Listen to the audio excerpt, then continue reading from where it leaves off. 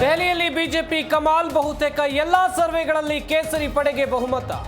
3 ಸರ್ವೆಗಳಲ್ಲಿ ಆಪ್ಗೆ ಬಹುಮತ ಎಂದ ಸಮೀಕ್ಷೆ.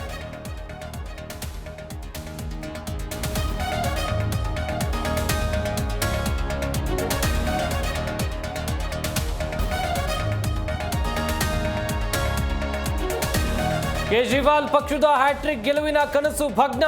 2ನೇ ಸ್ಥಾನಕ್ಕೆ ಕುಸಿಯುತ್ತಾ ಆಪ್. 27 ವರ್ಷದ ಬಳಿಕ ಬಿಜೆಪಿಗೆ ಅಧಿಕಾರ.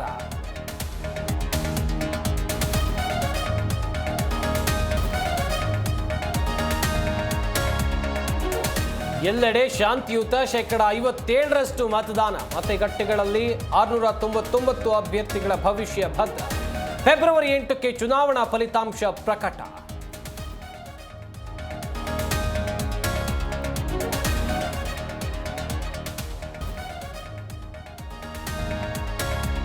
ಬಿಜೆಪಿಯಲ್ಲಿ ಹೆಚ್ಚಿದ ಬಣ ಬಡಿದಾಟ. ಬಿವೈವಿ ಕೆಳಗಿಳಿಸೋಕೆ ರೆಬಲ್ಸ್ ಹೋರಾಟ. ಯತ್ನಾಳ್ ಆ್ಯಂಡ್ ಟೀಮ್ ಉಚ್ಚಾಟನೆಗೆ ಬಿವೈವಿ ಬಣ ಕಸರತ್ತು.